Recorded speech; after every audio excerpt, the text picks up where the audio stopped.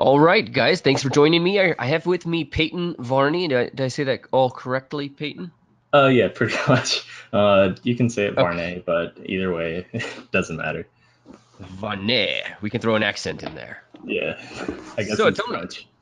That's okay. My last name, people always ask me, where's the last name Kingsline from? And I tell them it's a boat name because Oh, they really? just had this list when they came over and, immigrants. And they chose this, my Kingsline, sitting there on a list. What do you Pretty know? cool. So, great to talk to you. Why don't we start with telling us where you are, what you do, all that good stuff, and then there's a couple of things I want to talk about with you. One, your career, how you trained, because you're relatively fresh in the hmm position that you're in now. And at the same time, you've also done a fair bit of education and outreach and stuff like that. So there's a lot to talk about today. Yeah, So when we start, what do you do now? Where do you work? What do you do? yeah. First off, yeah, it's definitely an honor to be interviewed, especially I guess this fresh in my career. Hmm. But yeah, like Ron said, my name's Peyton.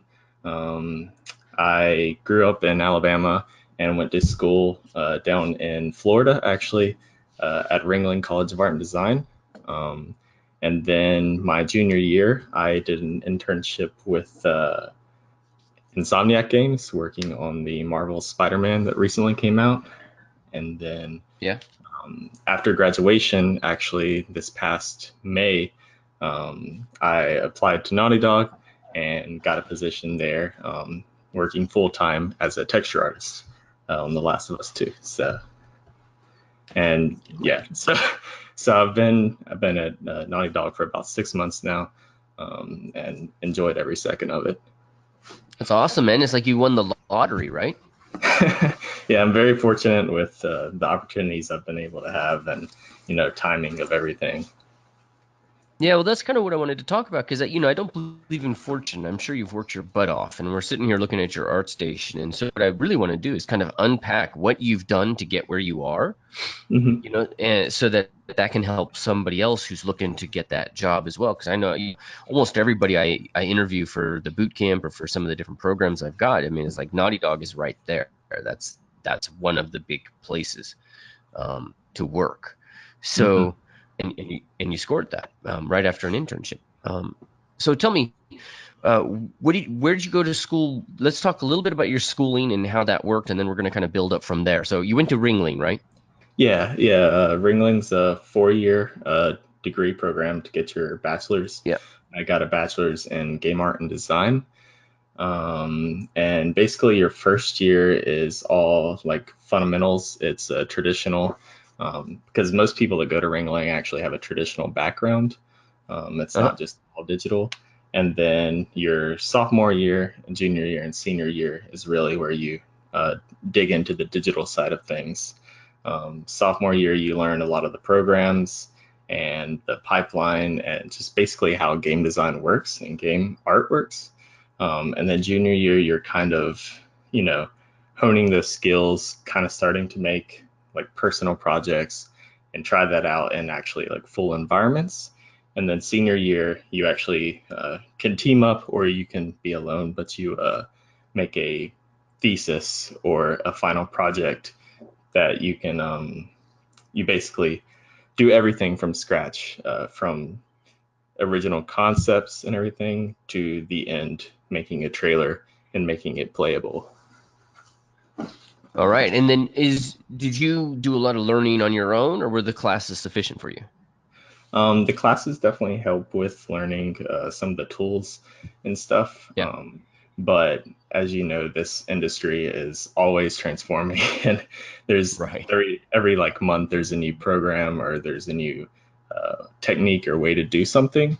So there's always a lot of personal uh, like ambitions and motivation that you have to do to really get to the like the top of knowing all that technology. And I think it's still important to also be practicing your traditional skills as well.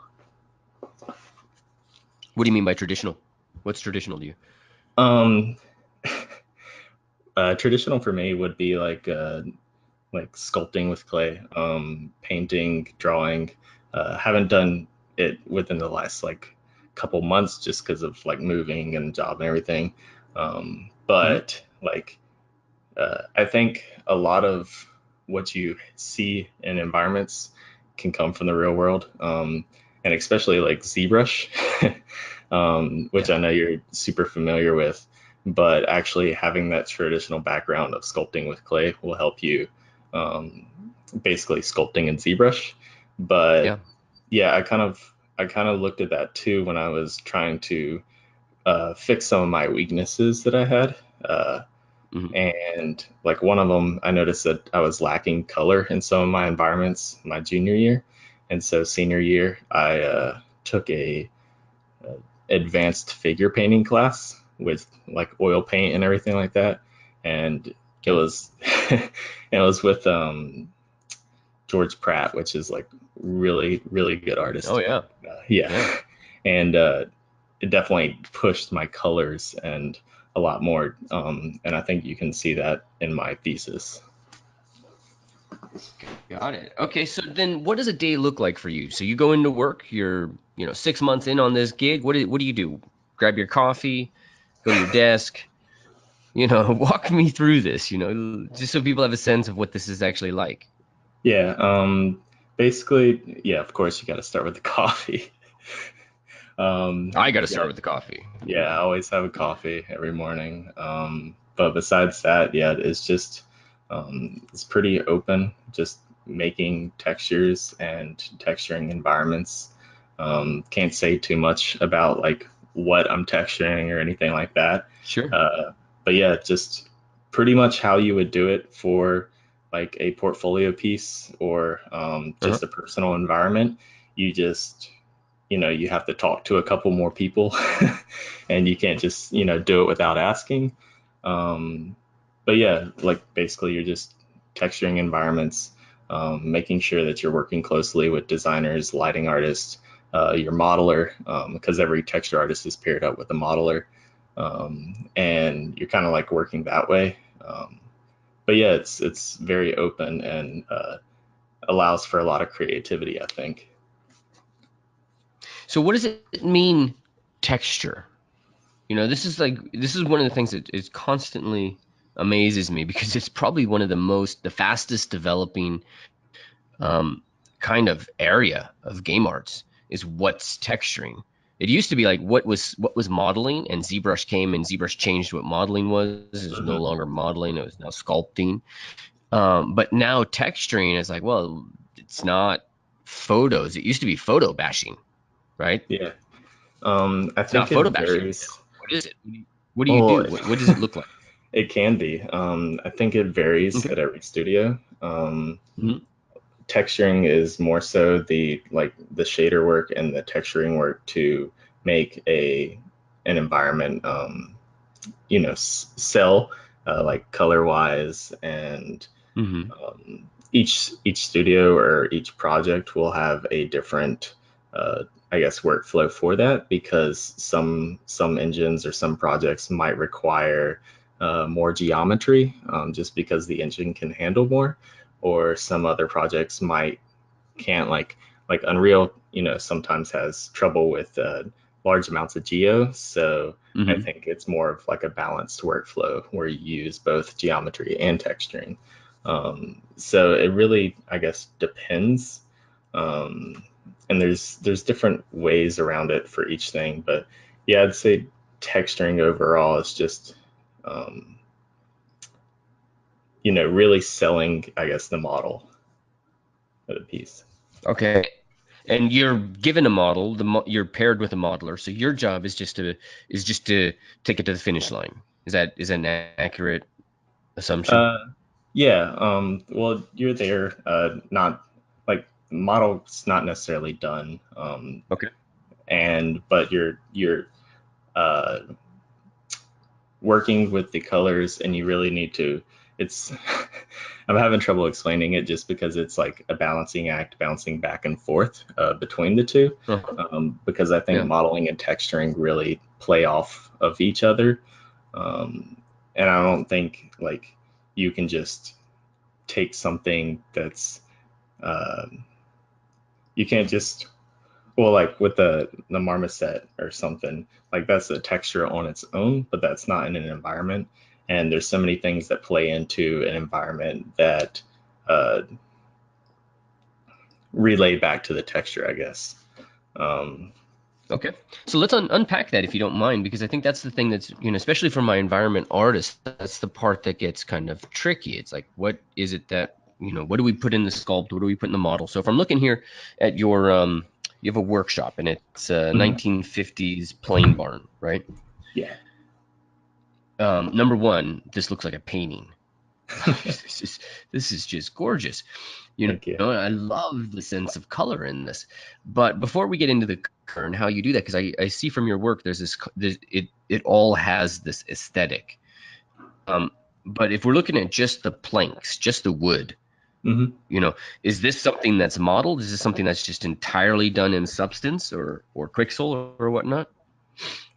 So it's actually a mixture. The wood ceilings and the like the rafts and the beams and all, those are actually Hmm. primarily ZBrush. And then I would bring those in, and I would maybe quick make like a quick I guess texture in Designer, but it's Okay. primarily ZBrush, and then bringing into Painter, getting AO and stuff. And then I think I bake those all into one sheet, so they actually are like a 0 to 1 thing. You can Okay. make it a lot more efficient. Like that was 2 years ago. So like things that you might do now, I guess for a larger production with like the beams and stuff is Hmm. you would you could have that 0 to 1 information maybe in a curvature or something, and then a normal map and just keep those low. But the reason why you could have like a curvature and all is so you could have that edge wear, but you wouldn't necessarily want a base color to be a 0 to 1. So you could bring in like a tileable base color and a tileable normal map for the actual wood information. And Okay. with it being tileable, you'll get a lot more pixel density out of it than if it was on a 0 to 1 map. But you can use your normal and your curvature of your 0 to 1 to get some of those more distinct like uh, areas, kind of where you see like the dark indents and all. Okay, great. But a good bit of this wood is just sculpted in ZBrush. Hmm. Yeah, for the planks, And the ground is actually a flat plane with the texture applied. So I did different techniques for it. okay, so we're looking down at the bottom. That's mostly some kind of substance or photo bash, right? Hmm. Yeah, that's a flat texture. And okay, and then if we come up here to the top of that, then these are individual planks that you sculpted. Yeah, and then I did a low poly basically. And I Hmm. think that the main reason why I did that is because with planks in a barn and all, they're pretty separated, and so I needed that light to be able to come through them, and that's why I needed separate planks. Mm, I think they're super low poly, but yeah, I did need that, and that wouldn't right. work if I had like That's a flat plane. right. That I got it. So you're making your decisions of, where you're going to invest your energy based on what, some of the things that you're looking for in the image. So you were looking to have light streaming through the roof. Hmm. Yeah, for sure. You're not going to have light streaming through the bottom, so you might as well throw something flat on there and who cares, whatever.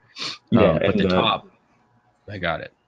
the right wall over there too, where the windows are. I Yeah. think those are actually that's wood baked onto a flat plane as well. So it's not expensive everywhere. It's just expensive where I needed it. All right. And then when you're building these roof pieces, are you thinking modularity? Are you just, how important is modularity to this conversation? Or are you just kind of Uh, one off, just doing 20 of these things? no, so I think this whole I think there was maybe like maybe 6 to 8 pieces for this whole like barn structure, I guess. So well the ground was just a flat plane, so I don't know if that counts. Okay. But you have the windows are the same, just you know, stamped across. And then I Hmm. had a long beam, and then I had a smaller beam, and then I did have like the brace beam. And then for the roof, I think there was a single modular roof piece, and it was like 4 by 4 meters or whatnot. And it was, I think it might have been like 8 planks. And I sculpted, high poly in there. And then as long as you make sure that the your pivot point is correct, even if like Yeah. it doesn't snap, like, connect to each other. If you have the Uh-huh. pivot point set up on that like 4 by 4 meters, wherever your planks are, they'll just stamp across. Got it. And are you worried about if you see seams or anything between them, or no? Well, the seams in between them. Oh, are you talking about like where they connect on the ends? Yeah, on the ends, exactly. Um, Or are well, they tiled? they're connected. The only seams that you would be able to see are covered up by the beam that's braced on them. Okay, got it. Yeah, because Cool. the other seam is just a crack. The light's coming through. Okay. All right, I understand that. All right. Well, that's awesome. So thanks. So modularity, so you are working efficiently. You're trying to keep this as simple as humanly possible. You've got your 8 pieces, and then you've got these planks on the wall and then on the floor. Those are all Hmm. just kind of stamped on there. Yeah, And then especially you've with. got, of course, all the yeah. Oh no, I was just gonna say, especially with if you plan to ZBrush stuff, like, if this wasn't modular and I wanted to ZBrush all these pieces, that would just take forever. And so like Yeah. I was I was trying to also be like, time efficient. And it was like under like a, tighter deadline. So yeah, I was like, I think it would work much better if I were to make a modular set. Great. Yeah, got it. So what piece that got you your internship? So the basically the only ones that I had in my portfolio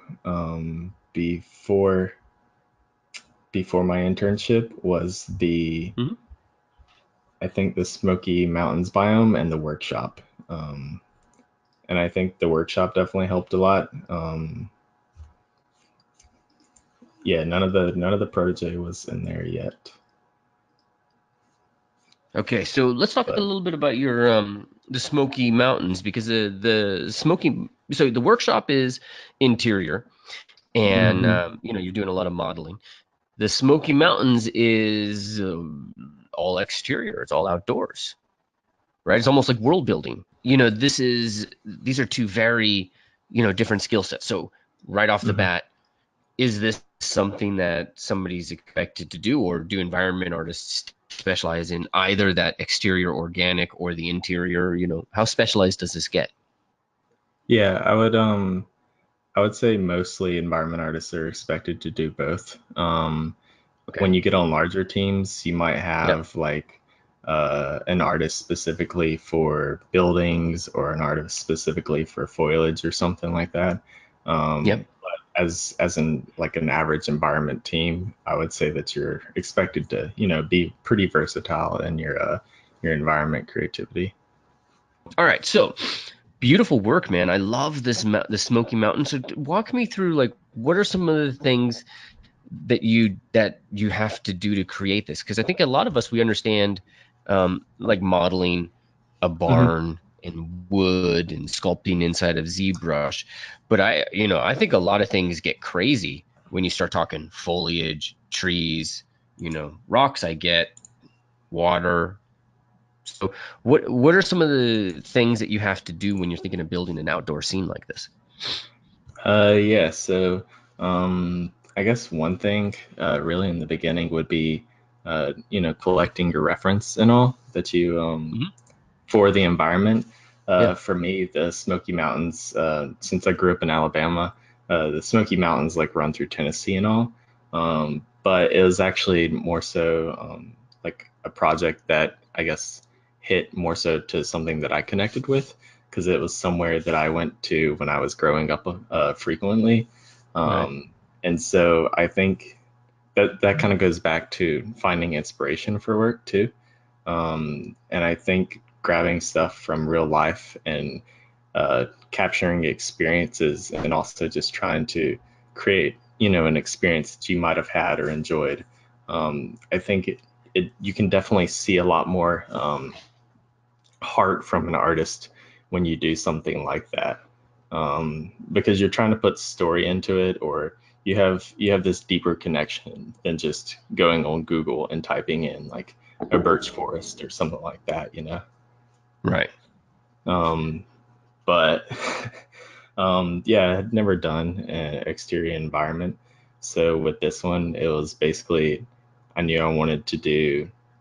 I had it in my mind that I wanted to do like this river in the Smoky Mountains. It was kind of one that I like pictured where I used to go or whatnot, and so I started with the block out, found a bunch of reference from Smoky Mountains, Okay. thought about what I would be able to achieve and what I couldn't achieve. Um, and So what are some of those things that you decided? So what is some of the things you couldn't achieve, for mhm. example?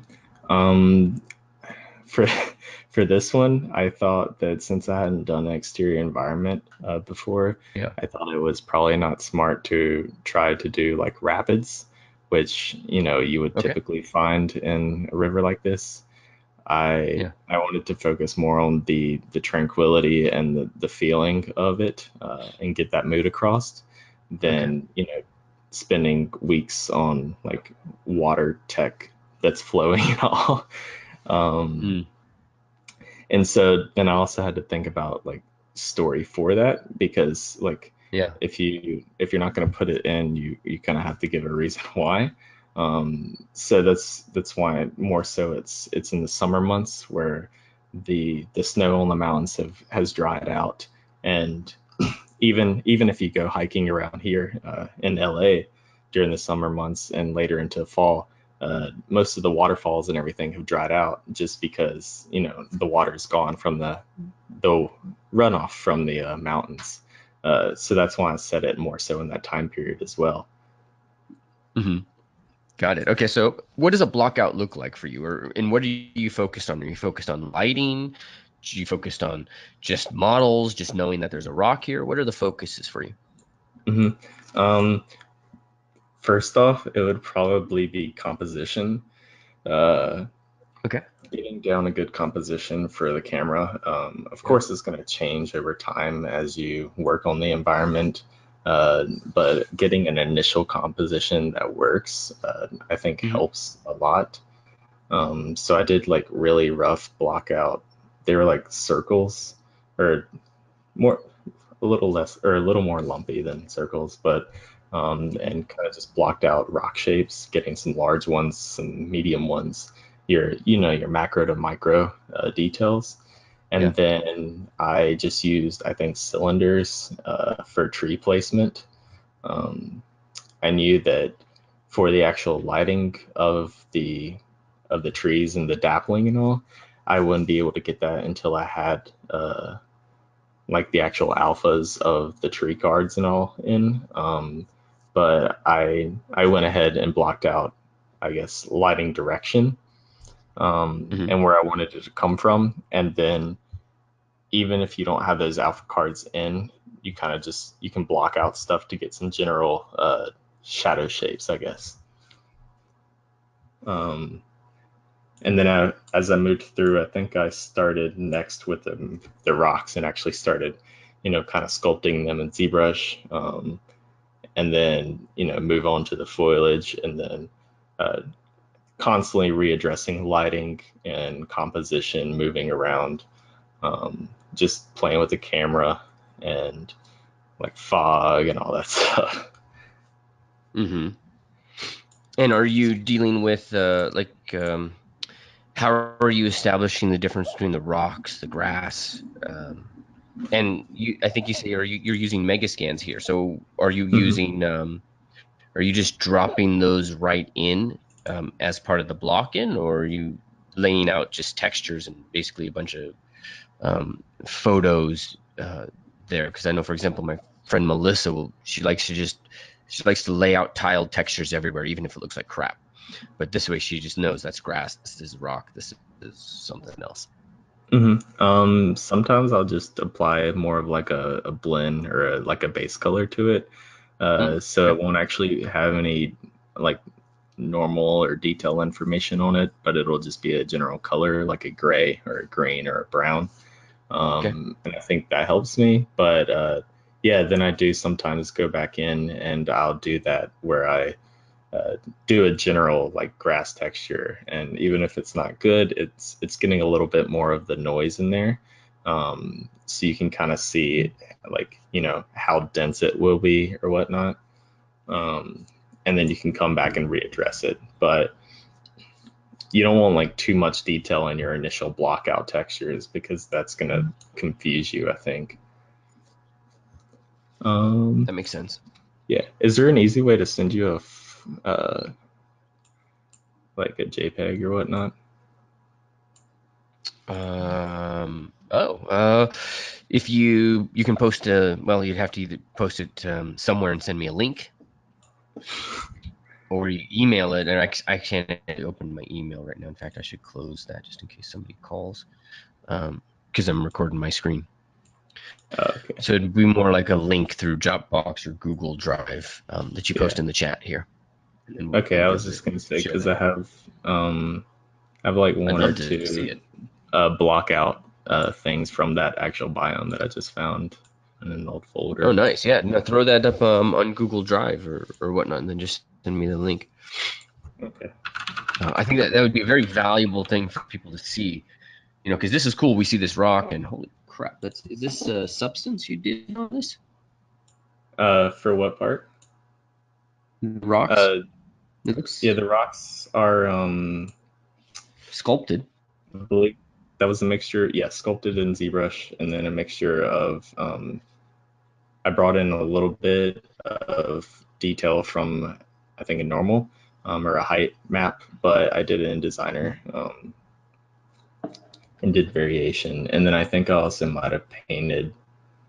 Um, oh yeah, and then I did like a Leica type texture and did an alpha mask with it, and then set up a blend basically in my material for the rocks to where I could paint the Leica on certain areas. If I went back now, I would also add moss because there's no moss on the rocks. Um, Mm-hmm. but Yeah, I think sculpting with ZBrush and then using Designer gets you a really nice like um, artistic touch to it instead of Yeah, just completely photo scanning a rock or something like that. You can definitely see um, like the artist's touch on the model, especially when it comes to organic things. got it. All right, so we'll check out the block in. I want to make sure I get some kind of conversation on that to just see how you kind of start these things, because this finished product is so brilliant, so beautiful. It's easy to lose track of how these things start. And then I want to get back to the job, and because you've done tutorials, there's a couple of other things, and I know you can't talk a lot about Naughty Dog's process. So I just really want to talk about what you've done, um, that you think has helped you kind of get to that level to where they consider you. Hmm.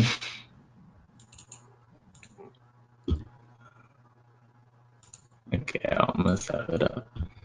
Yeah. Yeah, so, and then here's one more. Just uploaded. What we talked about, if you'd like, I guess I guess like tutorials or whatnot, as this is uploading. No, we'll wait because the uploading is it screws the audio up. Oh, You go okay. staccato. Okay, well, they're done uploading now. I just need to put them in a folder and share it with you. Okay. All right, let me check with Joseph. Joseph is saying he's done with his environment. Yeah, there you go. Did you post it, Joseph, or same link? That's a lot to go through.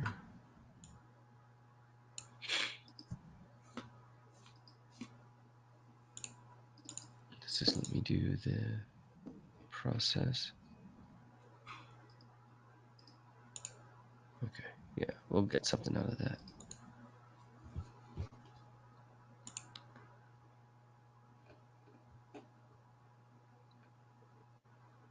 Okay, so if I drop the link in the chat, Yep. you'll get it, right? Yep. Okay. I actually haven't ever used GoToMeeting, so okay, that should be good.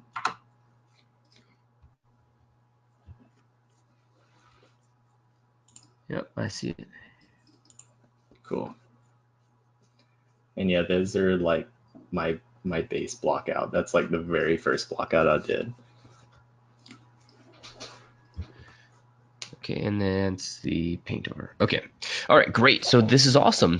So you're not getting the dappling of the light in the image that you sent us, but you are getting some of the movement because it's just the foliage and the branches and whatnot. So that's cool.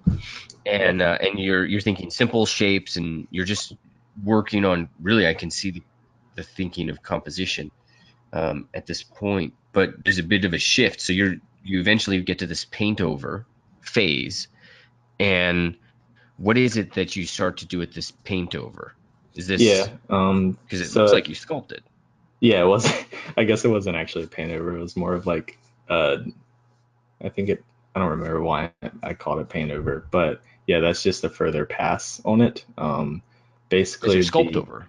yeah, yeah, it's a further progress.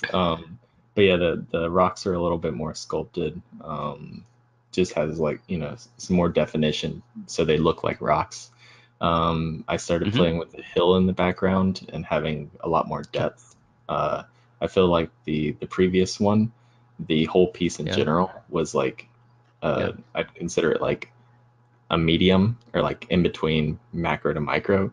And this I was trying to play a lot more with big to small, Yeah. both in distance and everything else. Okay. All right. So this is really cool. So we go from this kind of simple white, and really it's kind of like a warm, cool contrast thing happening here. Hmm. And you traditionally paint like oil paint or acrylic or Yeah, I digital? do oil and acrylic, and then I've also done some digital. Um, Do you do a la prima or more studio paintings when you do landscapes? more studio. Okay, cool. So awesome. All right, man. Thank you for sharing this and for um, Hmm. this kind of insight. So we're sitting here looking. Let me make sure people see those who are live that see what we're doing. And then remember, guys, if you're listening to the podcast and you see any of this, you can always just head over to Game Art Institute and you go to the podcast section. You see the actual broadcast, so you can see what Peyton's working on. So let's get back to some of this um, to your career, basically. So you do your internship at Insomniac. I used to train at Insomniac quite a bit, and I always loved going there. You do your internship there. How the heck does that lead to a job at Naughty Dog then? Yeah, yeah, the internship was quite awesome. It was last summer for like about 3 months. Hmm. And it was just working on the Spider-Man team here in Burbank. Uh, it was nice because they really gave us full responsibility of making environments and all for Spider-Man. We we just felt like part of the team. Didn't feel like an intern just doing like side projects or whatnot. Uh, and everyone was like super nice there and super helpful. Um, and upon leaving, they recently wrapped up the project or whatnot. Um, and shipped it. But looking at Naughty Dog, it was over basically over my senior year of college. I think it was back in like, might have been over a year now, back in like October. But yeah, I Yeah. applied just because I was like, it's one of those places that I admire all the artists there, uh, Yeah. and the projects, and it was one of my like dream studios. So I did apply, and got the art test like everyone else does. Did art tests and um, got feedback. Did like additional work, and yeah, it was pretty seamless. It was. So you did the art test, Mhm. and how long did you how long did you have to do the art test? Two Yeah. weeks? Um, can't say too much about it just because, Okay.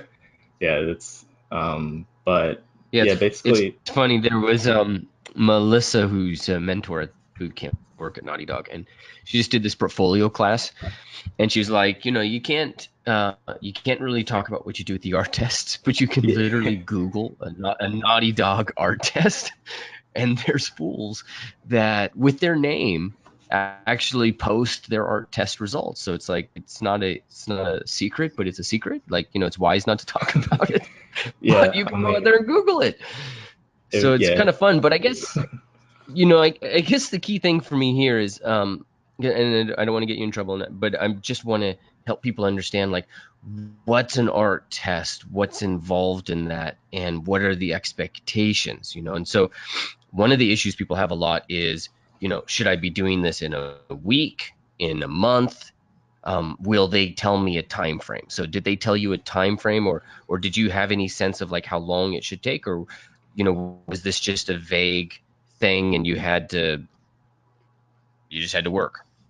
yeah. I would say most art tests are, I guess, generally open unless they kind of very strictly tell you how quickly they would like it turned around. Hmm. Depending on if they're bringing on people fast or but for me, I kind of looked at other art tests. You can search them up, find all kinds of art tests online. Yeah. Some are able to be posted, some are not. But yeah, and you can there's also like, I think you can find places where people actually describe the art tests, um, not Yeah. specific to like, but so I was just looking around at different art tests and seeing how long people Yeah. like on ArtStation would write, like how long they did one for this studio or that studio. And I just got a general feel, and I was like, maybe like 3 to 4 weeks, I think would be good, because that's not Hmm. too quickly, I think, for an environment, but it's not too long.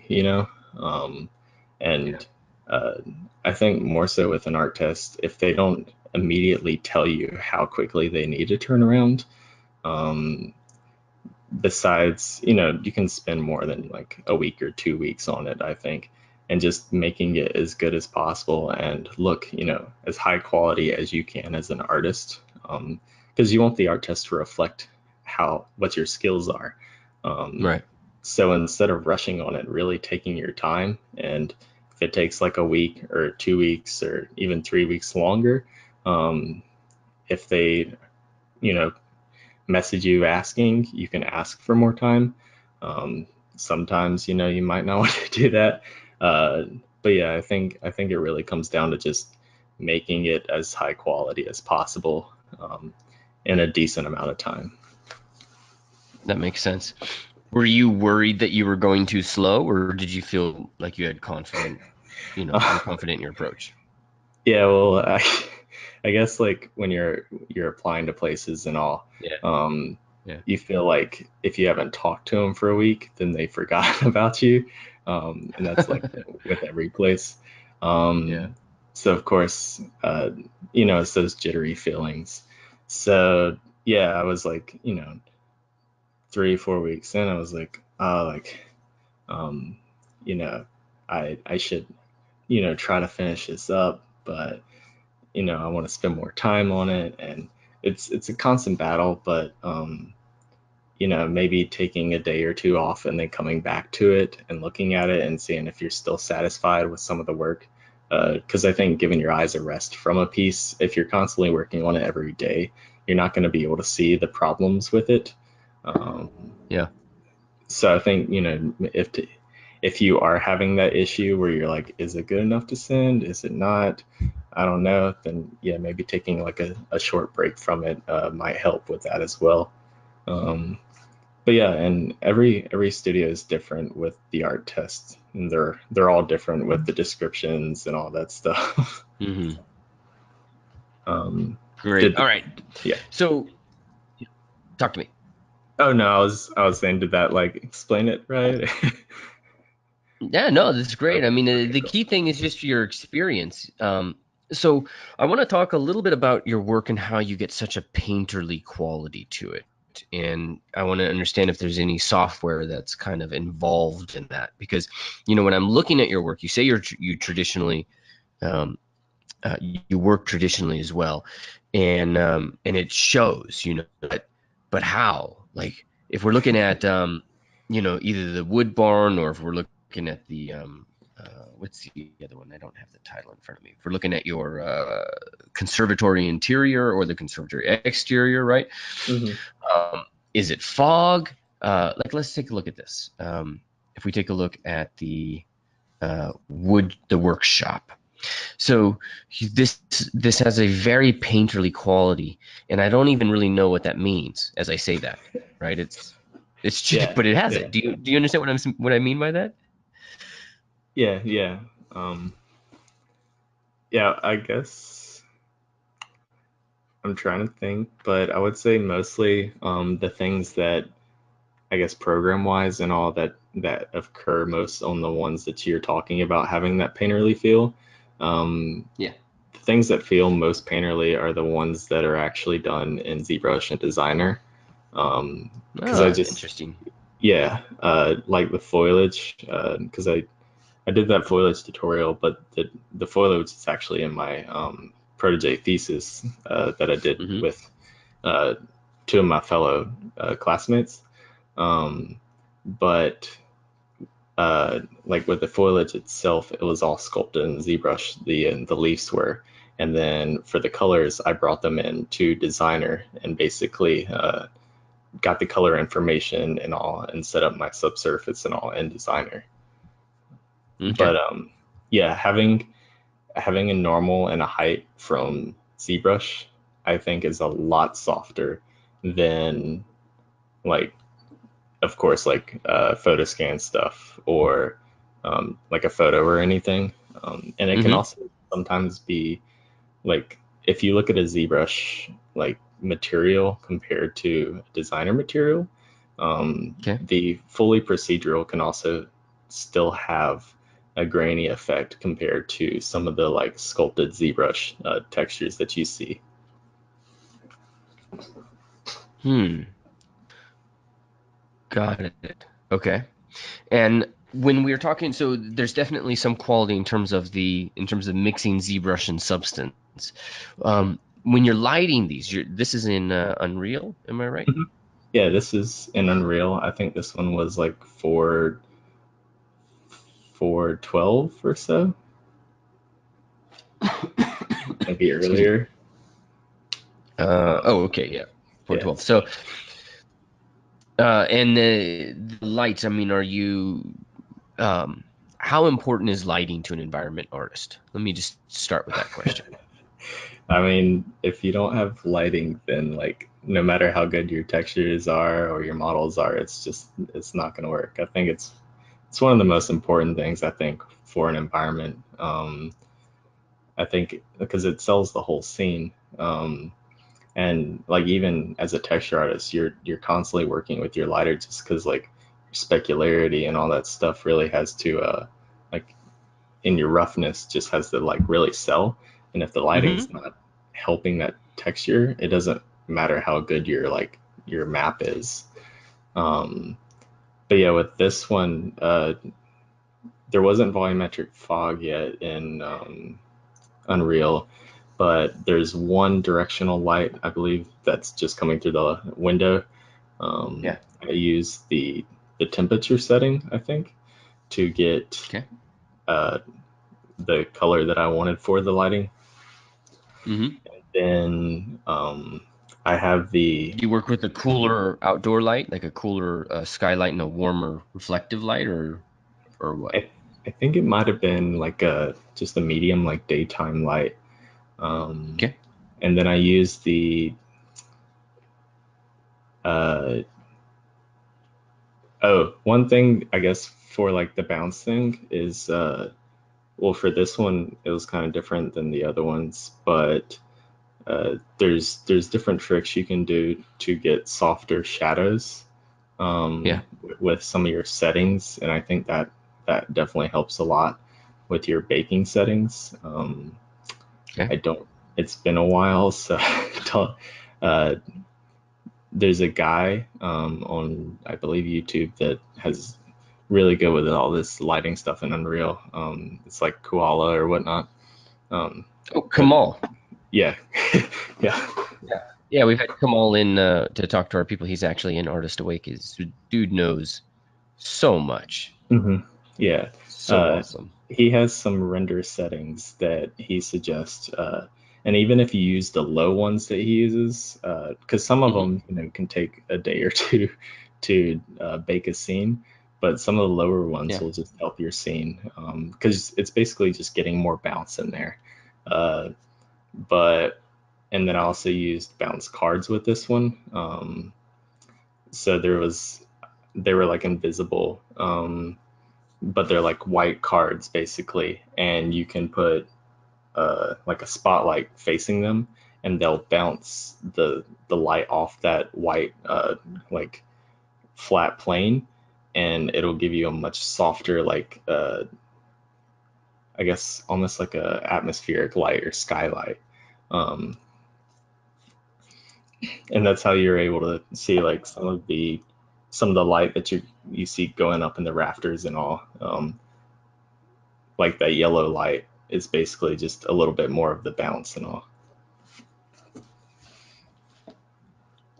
Okay, got it. Got it. Yeah. And then I do Great. occasionally use some spotlights or point lights to help influence areas, I guess, of my piece. Hmm. Hmm. Um, like the light that was coming through the rafters at the top, it wasn't I wasn't actually getting that much light through those cracks, so I had to influence that like the blue white light that's hitting the metal and the wood by adding like a spotlight up there with the blue color. Right. Okay, got it. Okay, that's awesome. All right, so we've been chatting for a bit, and I don't want to take up too much of your time, but You're fine. I would like to know we didn't quite answer the question of like how do you go from what were the steps? How did it basically transpire, that you go from an internship at Insomniac to Naughty Dog? And if I understand correctly, you said you applied for Naughty Dog while you were still in school, and then were you Mhm. in school during the internship as well, or no? Yeah, I was. Well, we were out for summer break. Basically, they Yeah. had 2 semesters. They have like the fall and the spring, and we're out for Yeah. summer break. But so it was a 3 month long internship during my summer break after my junior year. So it was in between my junior year and senior year. And then my senior year, yeah, I applied to Naughty Dog. And yeah, it was pretty, I guess, like, it was pretty seamless. Just, I guess, what What do you you want. think caught their attention? Um, uh, for like, for Naughty Dog or the Hmm. internship? No, for Naughty Dog. For Naughty Dog. Um, I would say just having an eye for your work. Not just Hmm. not filling your art station up with just every single thing you make, but Yeah. having a professional presentation of your stuff. Because Uh-huh. even if you make good things, if you don't present it, I think right, then it can look amateur or it can look not as good. So I Sure. think. your screenshots, how they're presented, composition, all that definitely helps a lot. That's Um, a really great point. Because when I'm looking at your site, like it looks, everything's very well. You've got a couple of substance designer, shader balls, and mhm. but otherwise you have complete scenes that show that you have spent that time, that month to 2 months on your piece. Yeah, yeah. With when I actually like compile stuff to put in portfolio or whatnot, that's a couple of days in itself. Finding right compositions, getting feedback on my compositions, trying out trying out different cameras, cropping them in Photoshop, flipping them, um, just collecting so many things, and then you just slowly like because I'll take like you know probably 100 screenshots and then filter through and maybe grab like 5 to 10. Because also with your when you're presenting something, you don't want to each shot that you have, you want to tell new information with it. And if you're just showing the same thing, like the plane or the like a tree or something, and it's the exact same angle but like slightly moved to the right or something, that's not adding anything new. Um, and that screenshot might hurt you because it might be a worse composition or something. Got it. All right, and you do training now, right? You're putting together tutorials and stuff like that? Yeah, so I did the foliage tutorial, basically just because I didn't see much out there about I guess foliage, Mhm. especially like for Unreal Engine. And I know, yeah, there's when I was doing it, at least for Protege, there wasn't too much I could find on it. So I basically everything that I learned from different things and techniques and just practicing and all that stuff, I tried to compile it in an easy to understand thing for I guess beginners or people Mhm. that haven't really tried foliage yet, because sometimes it can you know be a lot to take in, I guess. Yeah. uh, Yeah. so I want it to be digestible. Teaching, you're not new to teaching. You were a teaching assistant. This has been something you've been doing for a bit. Yeah. Yeah, I did some teaching assisting at Ringling, um, but yeah, basically I like sharing my information that I learn and helping other people out, because like at Ringling, my thesis partners and my friends and like all my close friends and stuff, we all um, helped each other out and taught each other. And I think that's like huge, is like making Hmm. sure that you have a, if you can, like a place that you can go to talk to people and give Hmm. feedback and share what you know, and build off of each other. Because, we all had our things that we were good at, and we would share that with each other and basically just grow together.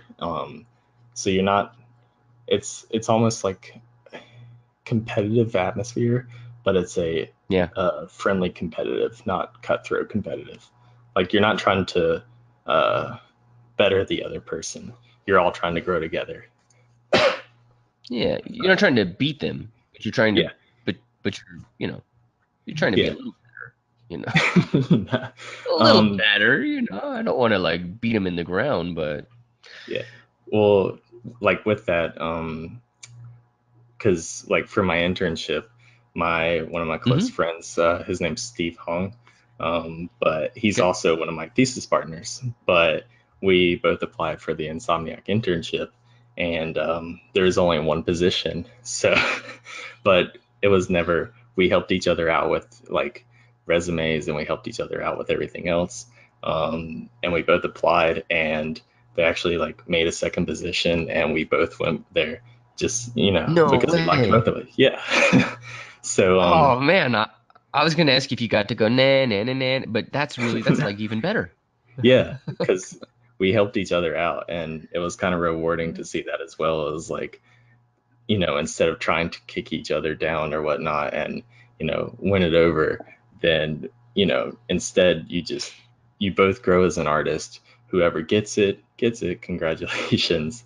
Um, but in the end, it was really awesome and a humbling experience to both have the opportunity. That's awesome. That's awesome. All right, guys. Let's call this a day. It's quite late here, and so make sure you can head over to Art Station, and Peyton's is just Peyton Varney. That's the English way of saying it. Yeah, Sorry. there you go. Varney, Payton Varney. And then you can get to his Gumroad there where you can learn, he's got tutorials, and he's also got some substance designer materials he's sharing with you there. And on the tutorial, he puts his Gmail right there. So that's actually going to be his undoing. Which But one? you guys know where to find him, your Oh art yeah, that's station. fine. Yeah, you can contact me if need be through ArtStation or the Gmail. Either works. Awesome. Thank you so much for sharing your knowledge, and for for just being willing to kind of share and have this conversation. I know you're early in your career, Oh but yeah. I love the work, and there's such a sense of art to it, not just CG, but actual art. So Thank you. I'm quite grateful you took the time to talk to us. Well, Thank you. thank you for having me. It really has been an honor. I was, yeah, this Awesome. really excited. So, Cool. All right. Well, take care of yourself. Thank you so much, guys. Thanks so much for being here. Have an awesome evening. All right. Thanks, Peyton. thank Thanks, you. guys. It was nice talking.